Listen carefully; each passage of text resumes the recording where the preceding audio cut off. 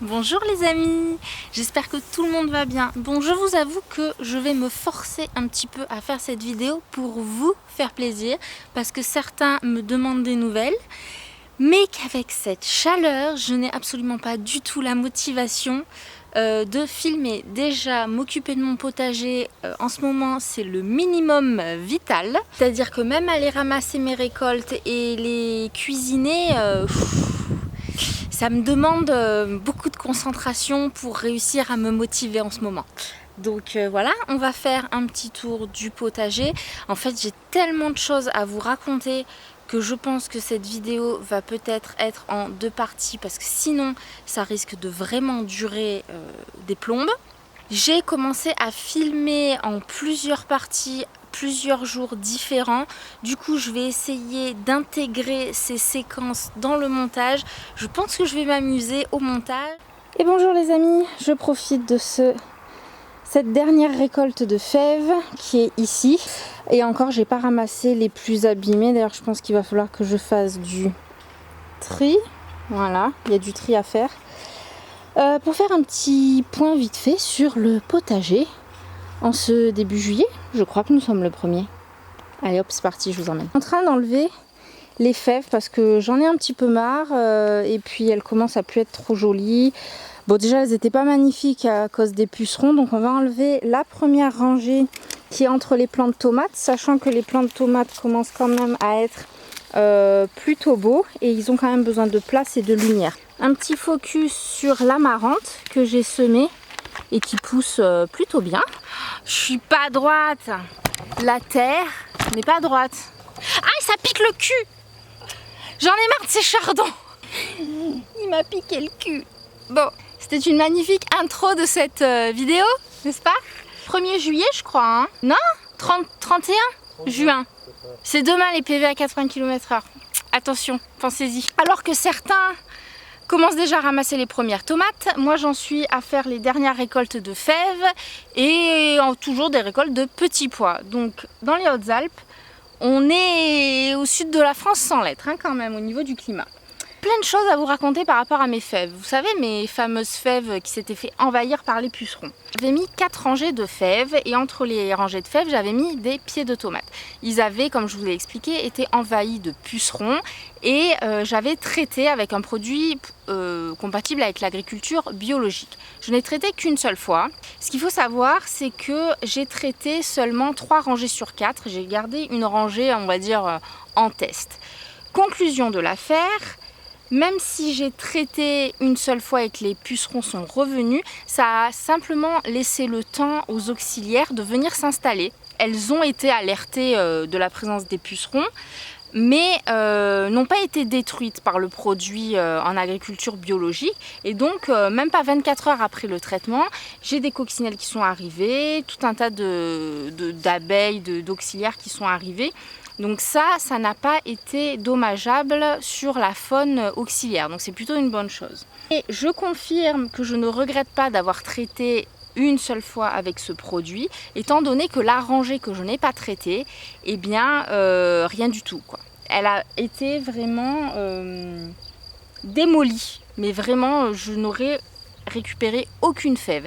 Donc le fait d'avoir traité, ça m'a quand même permis maîtriser la première arrivée de pucerons et pouvoir quand même avoir des fèves, sachant que les autres naissances de pucerons ont été maîtrisées cette fois-ci de manière naturelle avec les coccinelles, etc.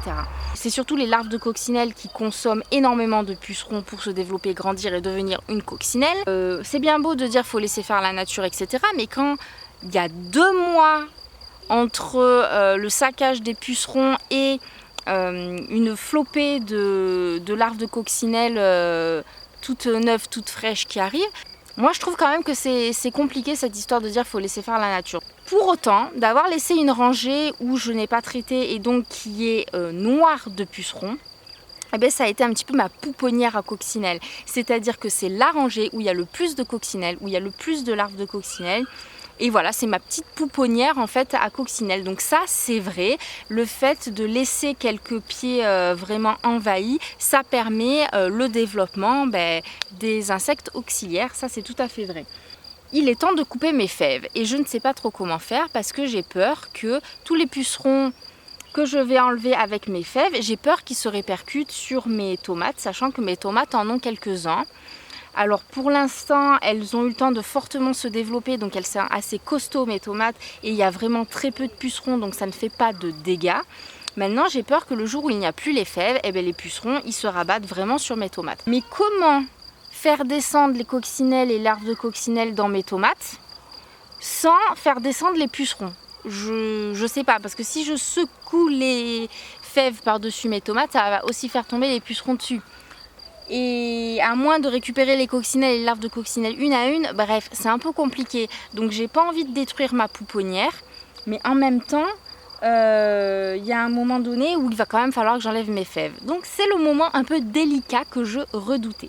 Et donc je vais vous montrer toutes ces belles coccinelles et on aura peut-être la chance d'en trouver un spécimen unique, je n'avais jamais vu ça, qui est depuis quelques semaines dans mon jardin. C'est une coccinelle inversée, c'est-à-dire que c'est une coccinelle noire avec des points rouges. On va essayer de la trouver et de vous montrer ça. Des fèves qui ont été traitées une seule fois et qui ont un rendement assez correct. Et vous voyez ici la rangée de fèves qui n'ont jamais été traitées et qui sont complètement blindées. Je vais essayer de vous faire des belles images de coccinelles. Donc là c'est une maman, hein, elle est bien grosse. Voilà, ici aussi nous avons une magnifique maman coccinelle. Donner naissance à des petits bébés là que vous voyez courir sur les feuilles. Donc ça, ce sont plein de petits bébés coccinelles, tout contents, ils savent même plus où aller tellement il y en a, pour déguster. Voilà. Et donc voilà, on la voit dans le creux de la feuille, qui bouge pas vraiment, noire, grise avec des rayures orange un petit peu. Ça c'est une larve de coccinelle. C'est 2 fois plus gros qu'une coccinelle et c'est 2 fois plus vorace. C'est ça que j'attends depuis 2 mois dans mon potager.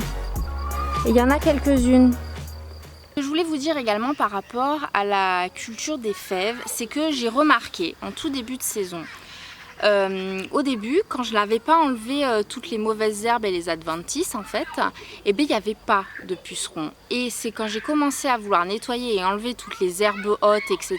qui étaient entre mes pieds de fèves, que les pucerons ont commencé à arriver. Par conséquent, l'année prochaine, ce que je vais faire, déjà premièrement, je ne planterai rien au milieu de mes fèves, car le coup des tomates à proximité des pucerons, ça m'a quand même un peu fait stresser. Et par contre, je laisserai pousser toutes les adventices, toutes les herbes folles, etc. Et je vais voir si ça aide effectivement à réguler cette arrivée de pucerons, comme en protégeant un peu les pieds de fèves. Donc ça, c'est vraiment ce que je ferai l'année prochaine. Et si jamais j'ai quand même des pucerons, j'irai essayer de trouver à la jardinerie directement des larves de coccinelles à acheter, parce que je pense que d'attendre que la nature régule l'affaire, il faut être quand même vachement patient et entre temps il peut y avoir pas mal de dégâts.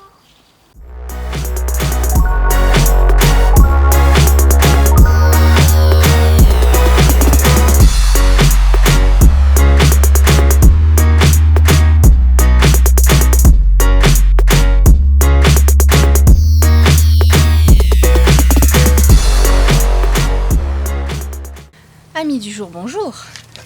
Un petit chit-chat potager, ça fait longtemps.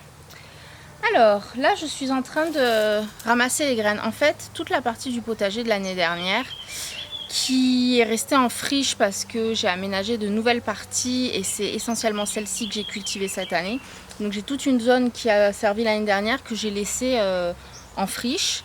Et en fait, j'ai surtout laissé les légumes monter en fleurs et en graines. Donc là, je vais récolter les graines. Donc ceci, ce sont des graines de brocoli. Et puis en même temps que je fais ça, je vais vous parler un petit peu de mon potager, de ce que j'ai appris ces derniers temps. Donc le brocoli, ça fait une fleur jaune qui est très jolie, qui attire énormément les insectes pollinisateurs. Et ça, c'est le premier avantage que j'ai trouvé à laisser les plants monter en fleurs et en graines dans mon potager. C'est que vraiment, ça attire les insectes pollinisateurs. Ça attire également certains insectes qu'on n'a pas envie de voir sur d'autres plantes. Je ne sais pas si vous vous rappelez, l'année dernière, j'étais complètement perturbée par les punaises et les gendarmes qui envahissaient toutes mes plantations. Et en fait, ces punaises et ces gendarmes cette année ont énormément apprécié notamment les panais et les brocolis qui sont montés en fleurs et en graines, et ils y ont passé, ça fait 2 mois qu'ils sont dessus en fait, et du coup ils n'ont pas été ailleurs, donc ça c'est un vrai avantage, même si c'est pas forcément dommageable pour les plantes. Très franchement, moi ça m'embêtait de les avoir envahir mes plantations. Donc du coup comme ça j'étais davantage tranquille. Ils ont eu leur petite maison à eux. Donc ici dans ma main vous avez une gousse sèche pleine de graines de brocoli. Voilà, vous voyez la gousse ouverte avec les petites graines de brocoli à l'intérieur. C'est la graine, elle est constituée en 2 parties. Enfin 2 compartiments on va dire, et vous avez des graines de chaque côté.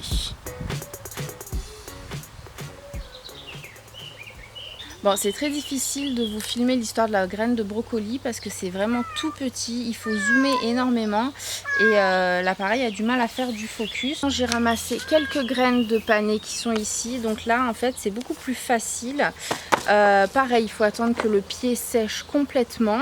Donc la graine au début de panais est verte fraîche, après elle rougit et après elle devient marron, elle sèche. Et finalement en fait la nature est bien faite puisque le plant s'écroule, il chue, il choit, il s'effondre et les graines tombent au sol et la nature se régénère, etc.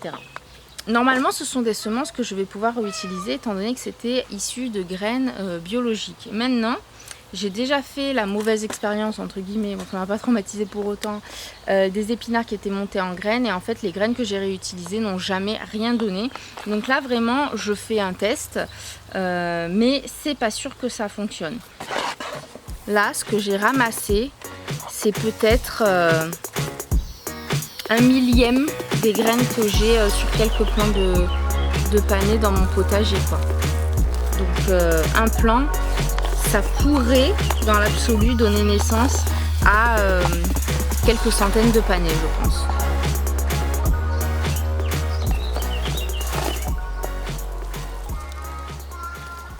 Honnêtement, éplucher comme ça les graines de brocoli, je voulais faire ça à ma fille parce que c'est le genre de truc que les petites mains adorent, elles trouvent ça super rigolo. Mais j'ai eu la mauvaise idée d'acheter des nouveaux jouets à ma fille il n'y a pas longtemps, donc forcément elle est plus intéressée par les nouveaux jouets industriels que par ce que nous offre la nature. Vive la modernité. En ce moment, le potager, ça me gonfle parce que j'ai vu trop grand, parce que j'ai pas le temps de m'occuper de tout, parce qu'il fait très chaud, qu'il a arrêté de pleuvoir et là dans ma région, en PACA, on sait qu'il ne pleuvra plus jusqu'au mois de septembre, hein, c'est classique. Donc pendant 2 mois, on n'aura pas de pluie ou alors peut-être un petit orage. Mais dans ce cas-là, ça risque d'être un orage de grêle qui saccage tout, parce que trop chaud. Donc faut arroser. J'arrose pas beaucoup, j'arrose même pas 1 fois par semaine, parce que c'est long, parce que j'ai beaucoup de surface, parce que j'ai pas mis un système d'arrosage automatique partout, et que du coup, c'est franchement fatigant. Et c'est ce qui m'embête le plus en fait. C'est de devoir arroser, ça me gonfle. Alors je sais, vous allez me dire, t'as qu'à pailler et ne pas arroser. J'ai paillé à un certain nombre d'endroits, donc effectivement on a besoin de moins arroser, mais ça n'empêche pas qu'au bout d'un moment, quand les feuilles de tes légumes tombent en berne, c'est que ça crie famine, enfin du moins ça crie la soif, et qu'il faut faire quelque chose quoi, tout simplement. Donc vous pourrez me dire tout ce que vous voulez sur l'histoire de on n'a pas besoin d'arroser, on n'arrose jamais. Dans un écosystème, on va dire forestier, où il y a beaucoup de plantes en couvre-sol, où il y a des arbres au-dessus des plantes et donc finalement les légumes poussent à l'ombre, oui, je suis d'accord. Maintenant, ce n'est pas le cas sur mon terrain. Les plantes sont en plein soleil, il n'y a pas d'arbres au-dessus de leur tête. Et donc, effectivement, pour ces plantes-là qui sont en plein soleil, c'est compliqué quoi, tout simplement. Et alors par manque de temps et par flemme, j'ai une nouvelle pratique du potager, c'est-à-dire que j'ai pas paillé en fait cette année, j'ai rajouté de la tonte de pelouse parce que ça j'en ai à foison, Et puis j'ai laissé pousser les mauvaises herbes. Et en fait finalement, c'est pas un si mauvais paillage que ça. Donc j'ai un couvre-sol de mauvaises herbes ou d'adventices, comme vous voulez, un peu partout. Et finalement ça garde vraiment la fraîcheur. Il n'empêche que au bout de 2 semaines sans eau, ça assoiffe quand même, quoi. Et les mauvaises herbes seront les premières à se servir en eau et pas les légumes. Après, il y a une plantation que j'ai absolument pas arrosée depuis le début. C'est les topinambours. Donc là, ils font plus de 2 mètres de haut à mon avis. Et alors ceux-là, ils commencent maintenant. Ça doit faire plus d'1 mois qu'ils n'ont pas été arrosés. Et il y a de la tonte de pelouse à leurs pieds. Et en plus, comme ça fait 2 mètres de haut, ils se font eux-mêmes de l'ombre. Eux, après 1 mois sans eau, ils commencent à avoir les feuilles qui tombent en berne. Donc je pense que je vais devoir les arroser. Sauf que je les ai mis dans un endroit assez excentré et que mon tuyau d'eau n'arrive pas jusqu'à eux. Donc bon, c'est un peu compliqué. Tout ça pour dire que le potager, en ce moment, c'est plus de fatigue et de contraintes qu'autre chose. J'ai des récoltes pour autant. J'ai acheté un stérilisateur parce que faut pouvoir les conserver. On va pas laisser gâcher ses récoltes et manger tous les jours de la courgette. Au bout d'un moment, il y en a marre. Et quand j'en aurai besoin cet hiver, j'en aurai plus. Au congélateur, j'ai pas un congélateur immense, donc je vais surtout congeler des choses qui ne se conservent pas en bocaux, comme par exemple les fèves. Je vous avais mis sur Instagram que j'allais faire des bocaux de fèves, mais après réflexion, ça marche pas, donc je les ai congelés. Mauvaise idée d'avoir mis les tomates au milieu des fèves, parce qu'en fait les fèves ont fait énormément d'ombre aux tomates et elles ont filé. Donc là, elles sont moins jolies que l'année dernière. Et maintenant j'ai coupé les fèves, je les ai rabattues au sol, donc mes tomates sont en pleine lumière et j'espère que ça va les aider à se développer correctement, quoi, parce que là c'était pas une bonne idée. Plus jamais les fèves au milieu des tomates, hein. Si vous voulez essayer, moi je vous le dis, ne le faites pas, c'est pas la peine, ça fonctionne pas. Les petits pois, ça a bien donné, mais honnêtement c'est vraiment du boulot. La récolte encore ça va, mais après faut les écosser et puis après faut les cuisiner. Moi j'ai fait des bocaux pour le coup de petits pois, c'est vraiment du travail. C'est rigolo au début, mais au bout d'un moment, franchement, c'est vraiment du boulot. Pour quelqu'un qui ne travaille pas, qui est mère ou père au foyer, franchement, ça serait un plaisir. Mais pour quelqu'un qui bosse, à chaque fois que tu rentres le soir du boulot, moi à 22 h, j'étais en train de ramasser mes petits pois ou en train de les écosser et de les cuisiner. Au bout d'un moment, tu as envie de te poser devant ta télé et tu n'as pas envie de faire ça, quoi. Donc, c'est un choix de vie. Que j'ai fait, mais c'est vrai que j'en vois les limites quand même. Ah, pour les derniers petits pois, j'en avais tellement marre que je les ai laissés sur les pieds et je vais attendre qu'ils sèchent parce que, comme une nouille que je suis, je cherchais des semis, vous allez pouvoir vous moquer de moi, hein, de pois cassés, parce que j'adore les pois cassés, j'aime bien faire la soupe aux pois cassés, etc. Je mets du cumin dedans, ça relève bien le pois cassé. Et je trouvais pas nulle part des semis de pois cassés. Et en fait, c'est la blonde que je suis, ça n'existe pas les semis de pois cassés, puisqu'en fait les pois cassés c'est des petits pois qui ont séché sur le pied. C'est-à-dire que vous laissez le pied sécher, vous l'arrosez plus, et ça graine, quoi, si vous voulez. Et ça fait du pois cassé. Donc les derniers petits pois dont j'ai vraiment la flemme de ramasser, je vais faire comme ça, je les récupérerai version pois cassés. Donc ici vous voyez mes rangs de petits pois. J'ai ramassé tard les petits pois, hein, parce que chez moi il fait pas chaud si rapidement que ça. Donc ici là ils sont en train de tout se dessécher. On a les derniers ici que je laisse sécher pour essayer de voir si j'arrive à récolter des pois cassés. Et donc toute ma lignée de petits pois m'a donné plusieurs kilos de petits pois, je crois bien 2 ou 3 kilos de petits pois, je sais plus exactement, mais de toute façon on fera un récap à la fin de la saison. Je suis contente, j'ai mon premier tournesol qui a fleuri et vous voyez une magnifique abeille dessus qui est en train de se régaler. Je pense, c'est excellent, je vois son dard et tout, elle est en train de pomper un trou de mémoire, bref, vous m'avez compris. Et je pense que je pourrais faire des magnifiques photos avec mon zoom là. Je vais essayer de vous faire des magnifiques photos. Ne bougez pas.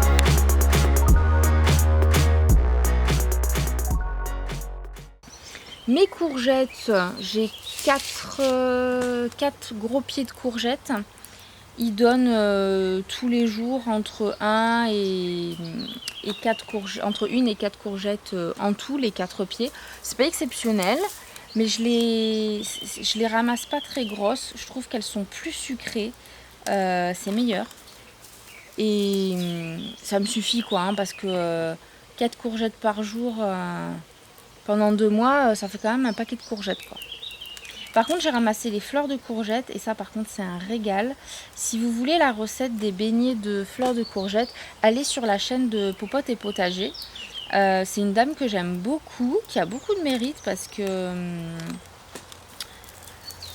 voilà, elle arrive sur YouTube alors qu'elle n'est pas de la même génération que nous et elle commence à avoir son petit succès. Elle parle un peu de son potager, elle parle surtout de ses recettes de cuisine. Et donc, elle a fait la recette, toutes ces recettes sont super, j'en ai fait plein, elles sont géniales.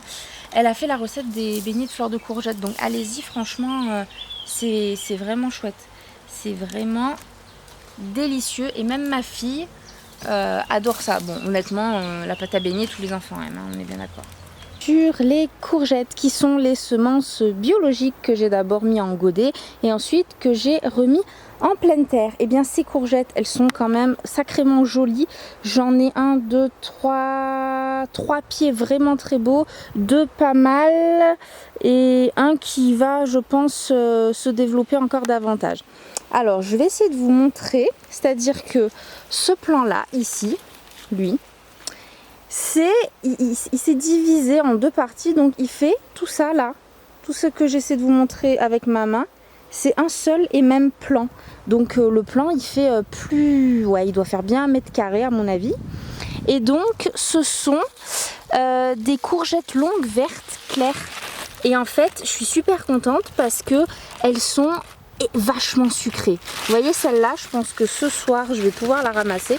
Je ne les ramasse pas trop grosses. Elles font à peu près 200-300 grammes quand je les ramasse, pas plus. Elles sont plus goûteuses et plus sucrées et en plus ça stimule la production pour les prochaines. De ne pas laisser le fruit grossir trop, étant donné que quand le fruit grossit, ça demande beaucoup d'énergie à la plante et c'est de l'énergie qu'elle va mettre en moins pour faire de nouvelles courgettes. Donc franchement, un goût sucré absolument exceptionnel. J'étais choquée même la première fois que je les ai goûtées parce que je vous jure que de ma vie, j'en avais jamais mangé des courgettes aussi sucrées et je savais pas qu'une courgette était... pouvait être vraiment sucré, presque en dessert ça aurait pu aller. Juste à côté nous avons un deuxième plan qui est légèrement plus petit. Celui-là c'est des courgettes rondes. Alors il m'en a fait 5-6 d'un coup et puis là il s'est calmé pendant quelques temps et ça repart. Donc vous voyez là j'en ai une petite en formation. Pareil, courgettes rondes, j'adore. J'attends d'en avoir plusieurs en même temps pour pouvoir essayer de les farcir. J'ai jamais encore essayé. Alors les amis, peut-être que je m'extasie pour rien du tout et que c'est la taille normale d'un pied de courgette. Mais sachant que l'année dernière, j'avais pas du tout eu j'avais eu une courgette, mes pieds, ils étaient minables. Cette année, j'ai opté pour le fumier de cheval. Et alors, le pied de courgette... Ah, j'avais pas vu, j'en ai une autre là. Bon, celle-là, elle est bonne à ramasser. Je vais la ramasser devant vous. Comme ça, je vous montre à quelle taille je récupère mes courgettes. Voilà. Je les prends pas plus grosses que ça. C'est suffisant. Donc la fleur, elle n'a pas complètement séché au bout, mais peu importe. Et voilà, je les ramasse pas plus grosses que ça, mes courgettes. C'est largement suffisant. Mais le pied de courgette. Voilà. Je suis complètement... dépassée par mon pied de courgette que je trouve absolument préhistorique et fabuleux. Derrière nous avons les pieds de melon ici, ça c'est un pied de melon qui est pas mal du tout, qui commence à faire des petites fleurs. Juste derrière des courges, je ne sais pas du tout la variété, donc ce sera la surprise. Et ici le pied de pastèque, le seul pied de pastèque qui est vraiment joli. Donc vous voyez il s'est divisé en plusieurs tracés Et ouais, franchement, il est plutôt joli. Alors par contre, je le vois pas faire de fleurs, donc forcément encore moins de fruits. J'aimerais bien qu'ils s'y mettent parce que j'ai peur qu'après, il n'y ait pas le temps en fait à la pastèque de mûrir. C'est-à-dire que j'aimerais au moins en avoir une, ce serait déjà super. Sachant que chez moi, allez, 3e semaine d'août, il commence déjà les températures à se rafraîchir. Donc ça serait bien que cette petite pastèque se dépêche de grandir. Et alors vous allez peut-être voir au sol, là en l'occurrence, c'est les cosses des fèves et des petits pois que je mets directement en fumier, en compost sur le sol. Pendant l'hiver je composte, mais pendant la saison printemps et été je composte pas. Je mets directement les déchets de cuisine au pied des plantes, comme ça ça se décompose sur place et c'est vraiment le compost qui marche le mieux. Certaines personnes m'ont dit mais ça n'attire pas les rats. Alors non, ça n'attire pas les rats. S'il y a une petite souris qui se balade, je vais pas en faire une maladie, on est dans la nature. Ça ne développe pas de maladie. Si esthétiquement vous trouvez ça moche et que vous paillez votre potager, vous soulevez la paille, vous y mettez dessous. Moi c'est ce que je fais parfois. Mais là, voilà, sur cette zone là, c'est au fond du terrain. Donc j'y pose comme ça sèche et se décompose très vite avec la chaleur qu'il fait. Et les courgettes et les courges ont besoin de vraiment beaucoup d'azote, donc il faut continuellement toute la saison leur apporter à manger. Et donc du coup c'est comme ça que je leur donne à manger. Voilà, on en a fini avec mes courgettes biologiques, je précise. Donc je vais finir de ramasser mes graines, j'en ai pour la vie parce que je sais pas combien il y a de centaines de graines dans ce bouquet. Et puis je finirai mon tour du potager avec vous. Je pense que cette vidéo va être en plusieurs morceaux à des jours différents.